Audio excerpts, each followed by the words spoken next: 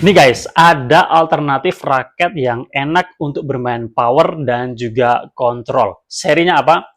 Hikwa Flameshot 9 guys ya. Ini raketnya harganya terjangkau banget guys, 350 sampai 400 ribuan. Ya, ada juga yang sampai 500 ribuan, tergantung paketannya guys ya. Raket ini secara power dan kontrol enak. Kelebihannya di dua itu yang saya rasakan setelah saya gunakan dalam beberapa kali kesempatan. Secara power ini enak karena dia raketnya berat. Rata-rata jatuhnya di 3U dan BP-nya juga agak berat kepala. Tidak terlalu berat kepala banget, tapi ya agak berat kepala. Jadi kombinasi dua itu membuat raket ini memiliki generate power yang besar. Untuk bermain power enak. Untuk kontrolnya ini juga enak karena raket ini memiliki stiffness kaku guys. Kaku ya. Nah, raket yang kaku ini bisa kita maksimalkan untuk kontrol atau flashing yang lebih akurat. Karena kalau kita swingkan seperti ini, itu dia nggak ada efek kayak delay-delay gitu, nggak ada guys. Jadi raket ini punya kelebihan di dua itu, power dan juga kontrol ya guys ya. Nah, raket ini kalau yang saya perhatikan memang tidak biasa dari raket-raket Hikwa pada umumnya guys ya. Ada dua hal yang membuat raket ini berbeda dari Hikwa yang lainnya. Pertama, dari desain grafisnya. Desain grafis dari Flameshot ini itu nggak biasa banget. Dia menggunakan model grafis nyala api ya, sesuai dengan nama serinya. Flameshot ya. Jadi ini nggak biasa banget ya. Dan yang kedua, adanya Grommet U di raket ini ya. Raket-raket Hikwa yang pernah saya review guys ya. Nah, seperti ini, Accurate Slash, Fighter Project, kemudian Spartan, kemudian Arasol Pro, X-Force, kemudian Enigma Pro. Ini nggak ada tuh menggunakan Grommet U seperti yang ada di Flameshot 9 ini ya. Termasuk raket-raket Hikwa yang belum saya sebutkan ya. Saya belum pernah menemukan adanya Grommet U seperti yang ada di Flameshot ini guys. Jadi ini memang tidak biasa banget ya guys ya. Cuma memang kalau kita perhatikan adanya kelebihan tadi, tentu ada yang kurang juga ya guys ya. Kurangnya apa? Nah, nanti kita akan bahas di detail performanya guys ya. Oke, langsung aja kita mulai nge-review lebih detail lagi untuk Hikwa Flameshot 9 ya. Nah, raket ini kalau yang saya rasa memang raketnya cenderung terasa berat karena kosongannya aja udah berat ya guys ya. Dan untungnya ini raketnya nggak terlalu berat kepala, jadi ya masih ada enaknya guys untuk all round ya guys ya. Raket ini kemarin kalau saya timbang dengan kondisi yang sudah tersetting lengkap seperti ini nih, hampir 100 gram guys ya. Hampir 100 gram, jadi memang terasa berat ya. Untuk BP-nya dia 290 ya. Untungnya nggak terlalu tinggi banget ya. Dan raket ini juga kaku guys ya. Kaku ya. Jadi dengan adanya berat dan BP segitu, ditambah lagi dengan stiffness yang seperti itu, jadi raket ini memang punya kelebihan di power dan juga kontrolnya guys ya. Nah, untuk swing bagaimana? Raket ini sebenarnya swingnya enak ya, asalkan kalau tidak berat ya. Berhubung ini raketnya berat, jatuhnya ini jadi swingnya agak berat ya, agak effort ya. Apalagi kalau kita meladeni permainan-permainan cepat dan bola-bola lurus ya. Ini pasti akan effort ya guys ya. Tapi kalau kita dalam posisi yang dominan di belakang ya, dengan tempo yang nggak terlalu cepat, ini nggak ada masalah ya. Oke, kemudian untuk grip size-nya. Nah, grip size Hikwa ini termasuk yang paling kecil di antara grip size dari brand-brand lain. Jadi kalian mesti hati-hati ya. Buat kalian yang tidak suka dengan grip yang kecil, kalian harus mikir-mikir karena grip Hikwa ini dia kecil ya. Jadi ya itu tadi ya. Tinggal kalau kalian terpaksa atau sudah membeli ya, kalian tinggal setting aja dengan kasih overgrip yang tebal atau replacement grip. Cuma nanti konsekuensinya bobot raket akan bertambah ya. Oke, seperti itu ya. Untuk adaptasinya, menurut saya adaptasinya nggak susah, asalkan kalau kalian memang dasarnya suka bermain power. Kalian yang sudah punya tangan kuat. Hati-hati ya, buat kalian yang masih pemula, kalian yang secara power belum bagus, tangan belum begitu kuat, baiknya hindari membeli raket ini karena tidak akan ramah buat kalian. Kecuali kalau kalian mau belajar, mau berlatih, atau mau apa guys ya, mau memang untuk bermain power ya. Silakan ya, tapi itu tadi ya, hati-hati guys ya.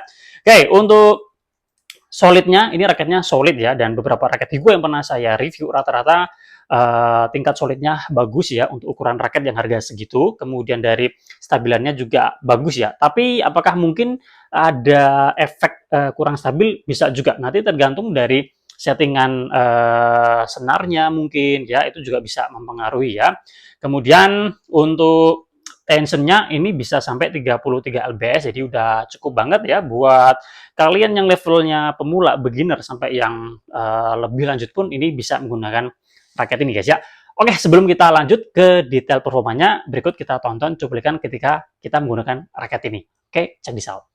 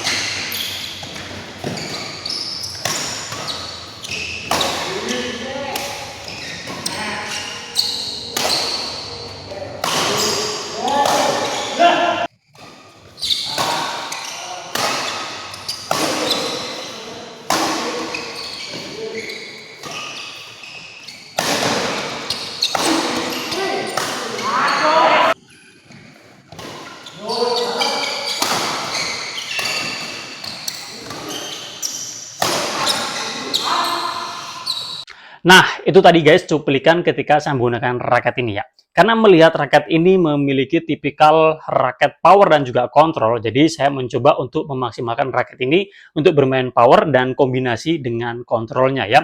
Hasilnya ya raket ini menurut saya punya generate power yang bagus, secara kontrol juga enak ya.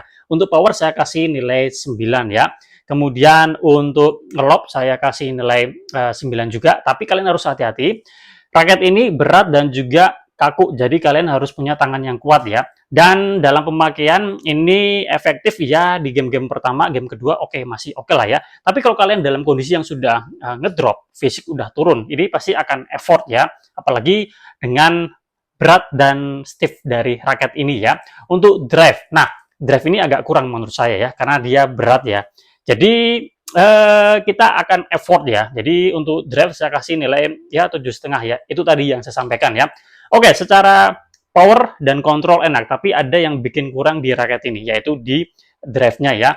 Apalagi raket ini berat. Kalau kita diserang secara cepat, kita mau adu drive ya. Ini kita harus effort guys ya. Tangan kita harus kuat, benar-benar kuat ya. Kalau nggak kuat ya keteteran ya. Jadi ya itu tadi ya, efektifnya bisa maksimalnya tuh dalam satu game menurut saya. Satu game ya maksimal 2 game ya. Jadi kembali ke tingkat kekuatan tangan kita dan fisik kita ya. Untuk defense saya kasih nilai 8 juga ya. Jadi dua hal itu, drive dan defense menurut saya agak berat ya. Defense memang berat menurut saya karena raket ini cenderung kaku ya. Kakunya ini menurut saya kurang ramah ya. Jadi kalau kita mau memaksimalkan wrist kita untuk mengangkat kok ini agak berat ya guys, agak berat ya. Kemudian untuk netting saya kasih nilai 8,5 ya. Ini sebenarnya raket yang lebih enak kalau kita pakai di dominan di belakang ya. Kalaupun di depan sebenarnya nggak ada masalah, tapi ya itu tadi ya, raketnya berat, jadi kita harus siap ya. Kemudian untuk drop shot saya kasih nilai 9, feel-nya lebih enak ya. Kemudian untuk control placing saya kasih nilai 9, apalagi kalau kita mau mencari akurasi, raket ini bisa kita maksimalkan ya. Nah, untuk catatan di raket ini, kalau kita ingin menghasilkan smash yang menukik, menurut saya kita harus jump ya, harus loncat, jump smash ya. Karena raket ini kan itu tadi guys, cenderung kaku, jadi kita agak susah memaksimalkan wrist kita. Dan menurut saya pribadi, stiff dari raket ini tuh kayak kurang gimana gitu guys ya. Jadi agak susah membuat raket ini itu melengkung. Jadi harus jam ya, harus jam smash ya. Nah, seperti itu yang saya rasakan. Raket ini menurut saya akan lebih pas buat kalian yang secara jam terbang udah lumayan. Kalian yang memang suka bermain power, kalian suka ngebuk-gebuk ya. Kalau kalian pemula, kalian yang nggak tahu gaya bermain kalian apa, power kalian belum bagus, baiknya jangan menggunakan raket ini, hindari. Kecuali kalau kalian memang mau belajar, mau melatih fisik kalian. Oke, silakan aja guys ya. Oke, saya rasa cukup sekian ya review kita kali ini membahas Sequoia Flameshot 9 ya. Dan buat kalian yang sudah mencoba raket ini, boleh sharing pengalaman kalian ya. Kita jumpa lagi pada video-video yang lain. Salam sehat, salam olahraga.